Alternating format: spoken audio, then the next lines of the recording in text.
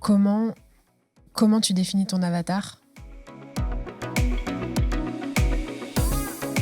Et comment tu peux être sûr que cet avatar que tu as choisi va te choisir toi ?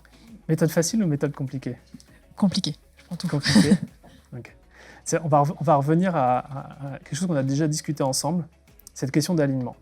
Déjà, le premier conseil que je donne quand on me pose la question, c'est genre juste liste plus ou moins des personnes que tu connais ou dans ton entourage qui pourraient bénéficier de ton offre. Je dis bien qui pourraient. Et juste va déjeuner avec ces personnes-là. Organise un café. Vous avez vu ce qu'on a... Là on se réunit comme ça, mais genre juste, je suis sur Paris, je passe 2 heures, est-ce que tu veux venir ? On sera une dizaine de personnes, on va parler de tel sujet.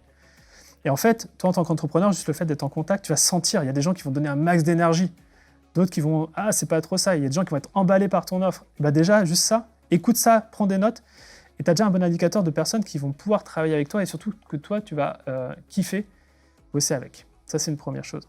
Pourquoi je dis que c'est compliqué ? Parce que souvent, quand je partage ça, surtout en ligne, où des fois, des gens peuvent être introvertis, genre « Oh non, j'envoie juste un mail », tu vois, c'est compliqué.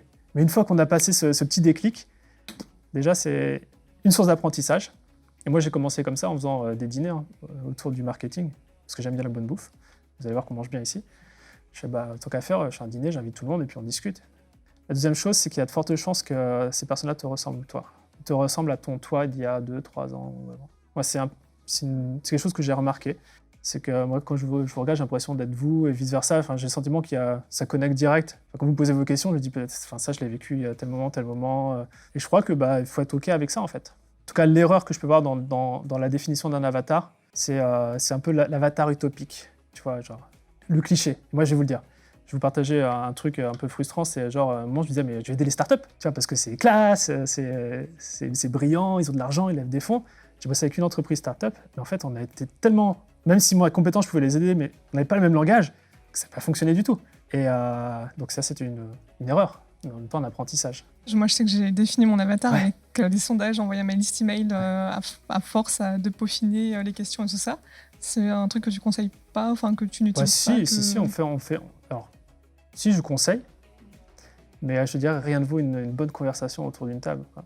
Pour sentir l'énergie. Oui, mais tu peux pas être en conversation avec 1000, 2000 personnes. Non, bien sûr. Non, mais le sondage fonctionne. Ouais. Il fonctionne, ouais. Ça fonctionne super bien, moi je sais. Ah oui. Pile. Après, si, ça fonctionne. Ça fonctionne. Ah oui. Oui, ça fonctionne. Alors, je sais pas si toi, tu as déjà fait ça sur ta liste, et ça marche pas. Si. Mais c'est pas assez précis. En fait, exactement. Voilà, c'est exactement cet aspect-là.